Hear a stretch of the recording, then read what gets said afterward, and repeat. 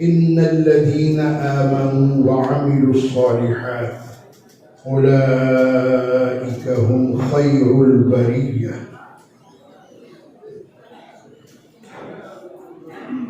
اس مختصر سے وقت میں ایسی شخصیت کا تذکرہ کرنا جو عالمی شہرت کی حامل ہو اور ہر دل عزیز شخصیت ہو، میں نہیں سمجھتا کہ ہم ان کے تذکرے کا حق ادا کر سکیں۔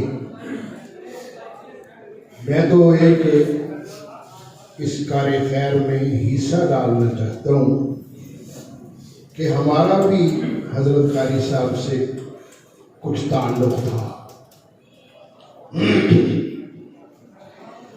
میں نے 1979-80 میں ان سے پڑھا تھا اور ان کے ساتھ دوسرے اساتذہ قاری روح الامین صاحب، اللہ اکبر، وہاں بچوں کو چھوٹوں کو پڑھاتے تھے قاری اسحاق صاحب میر محمدی رحمہ اللہ۔ میں نے وہاں الحمدللہ تھوڑے ہی عرصے میں تجوید کا کورس مکمل کر لیا تھا، تو حضرت کے حکم پر میں پھر دوسرے سال بھی وہاں گیا اور میں نے بقرہ عید تک ان کے حکم سے وہاں پڑھایا، اور ایسا یہ پیارا وقت گزرا کہ ہمیشہ حضرت نے بڑی شفقت کا اظہار فرمایا۔ مجھے کہنے لگے کہ 2 شاگرد میرے ایسے ہیں جنہوں نے مجھ سے مار نہیں کھائی۔ بابا جی پہلی عمر میں بڑی سختی کیا کرتے تھے۔ ایک قاری ابراہیم صاحب ہیں جنہوں نے مجھ سے مار نہیں کھائی، اور ایک آپ ہیں جنہوں نے مجھ سے مار نہیں کھائی۔ تو یہ شفقت والا معاملہ تا دم آخر قائم رہا، اور ہمارے ساتھ ان کی شفقتیں ایسی کہ ہمیں ایسا محسوس ہوتا ہے جیسے حضرت ہمارے دوست ہیں۔ استادی شاگردی بعد میں اور یہ تعلق پہلے، اور کبھی کبھی اتنی اہمیت دیتے کہ میں شرمندہ ہو جاتا۔ ابھی نیا جو معاملہ ہے، راوی روڈ میں قرۂ کرام بڑے بڑے اساتذہ اکٹھے ہوئے تھے، تو حضرت نے جب گفتگو فرمائی تو اپنے شاگردوں کے نام لینے لگے، تو سب سے پہلے قاری ابراہیم صاحب حافظہ اللہ تعالی، جو واقعی بہت بڑے ہیں، بلکہ میں یہ کہوں تو کوئی اس میں مبالغہ نہیں ہے کہ اگر قاری صاحب کے صرف حضرت قاری ابراہیم صاحب ہی شاگرد ہوں تو حضرت کی نجات کے لیے کافی ہے۔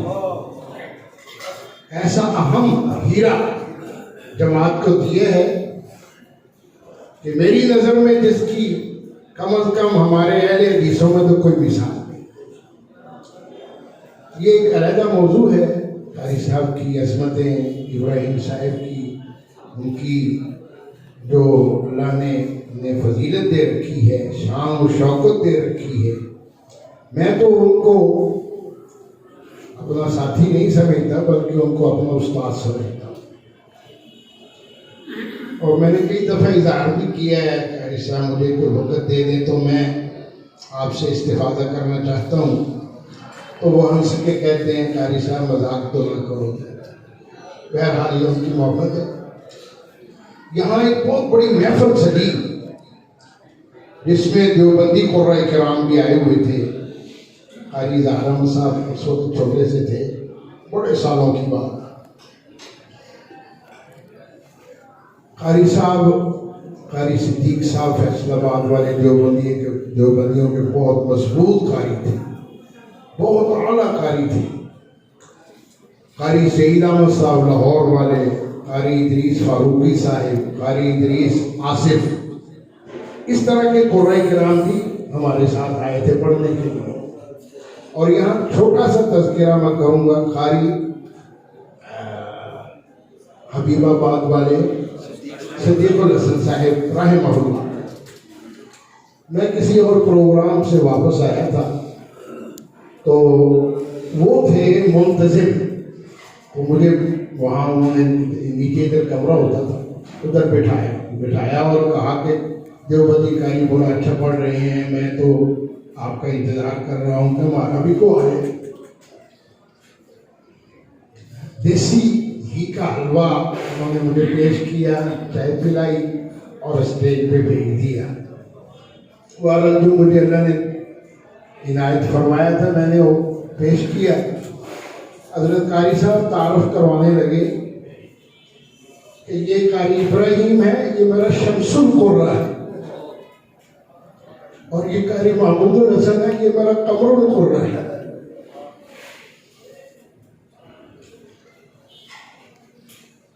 وہ قاری صدیق صاحب کہنے لگے پھر ہمارا تو کوئی نمبر ہی نہ رہا۔ اللہ، میں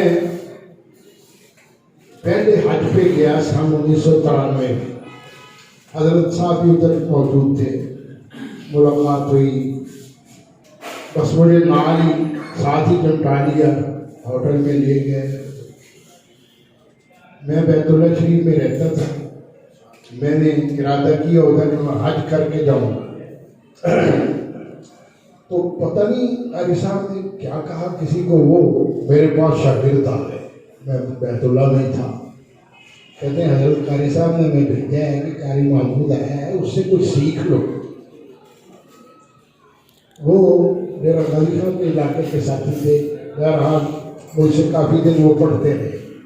پھر ایک دن چگوانی صاحب نے ایک ہوٹل میں میرے ساتھ کوئی مشاورت کے لیے مجھے وہاں بلایا، تو انہوں نے کہا جی ہمیں قاری صاحب نے کہا ہے کہ قاری محمود الحسن ہے وہ ادھر، تو آپ ریاض میں ایک اچھا ادارہ بنانا چاہتے ہیں تو ان سے رابطہ کریں، اگر وہ آ جائیں تو۔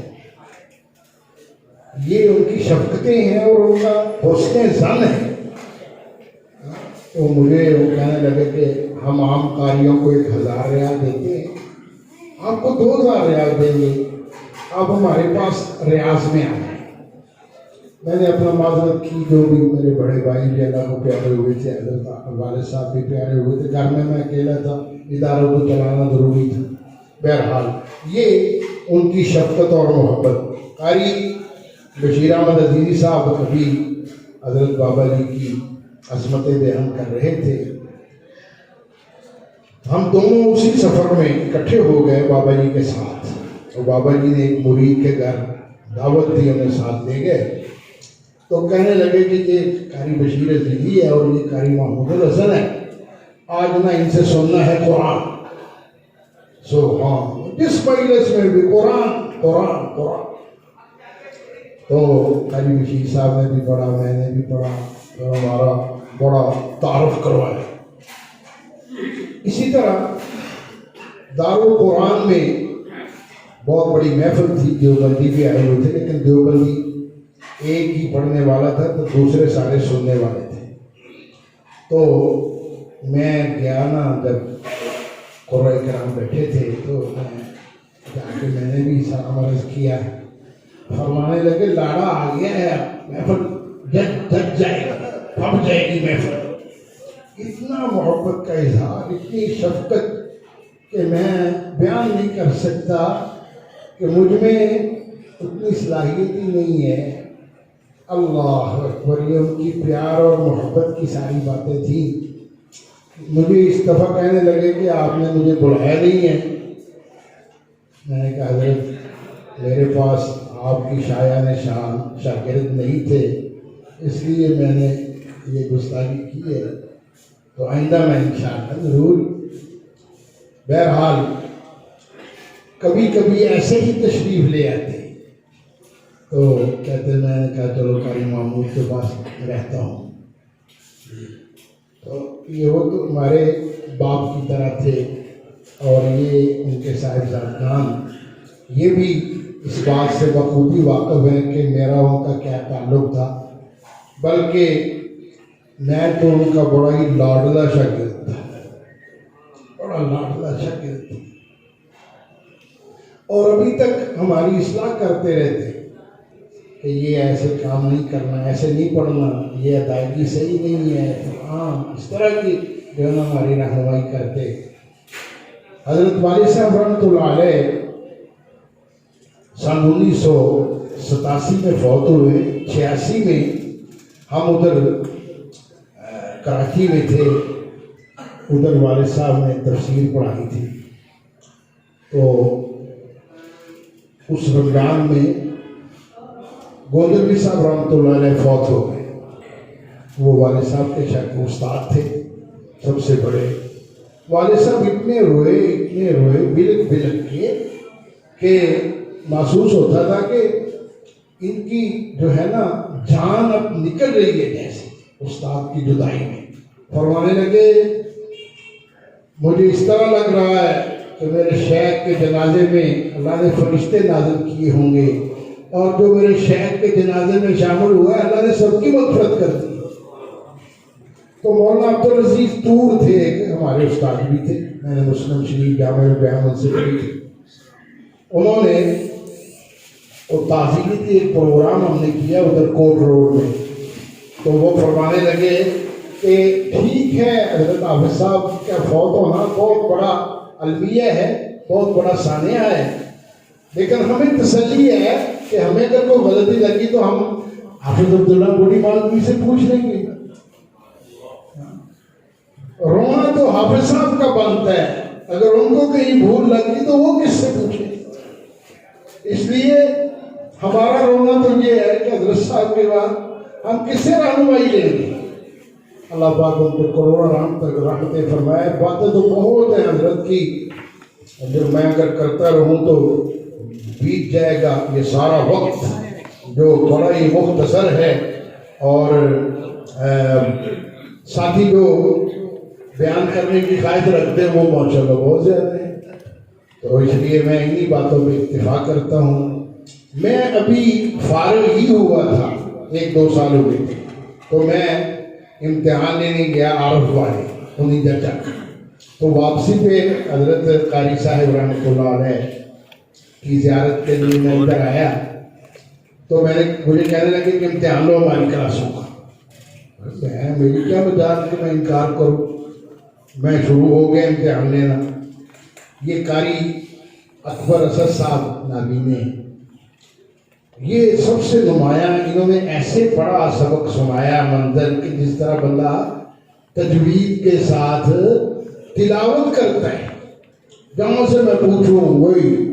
بہرحال میں جب رزلٹ دے کے فارغ ہوا تو فرمانے لگے ابھی تھوڑے دن ہوئے امتحان لینے کے لیے بڑے قاری صاحب آئے تھے، جو انہوں نے فیصلہ دیا بیٹا تم نے بھی وہی فیصلہ دیا۔ میں دیکھنا چاہتا تھا کہ قاری صاحب میں صلاحیت بھی ہے امتحان لینے کی نہیں، تو آپ کا رزلٹ بالکل ان کے برابر ہے۔ تو یہ ایسی باتیں ہیں جو بندے کو حوصلہ دیتی ہیں آگے بڑھنے کا، اور ہمیشہ انہوں نے ہمیں حوصلے کے ساتھ جو ہے وہ اپنے ساتھ چلایا۔ اللہ پاک ان پر کروڑوں رحمتیں فرمائے، ان کی قبر کو اللہ جنت کا باغ بنا دے، اور ہم سب کو ان کے لیے صدقہ جاریہ بنا دے۔ جزاکم اللہ۔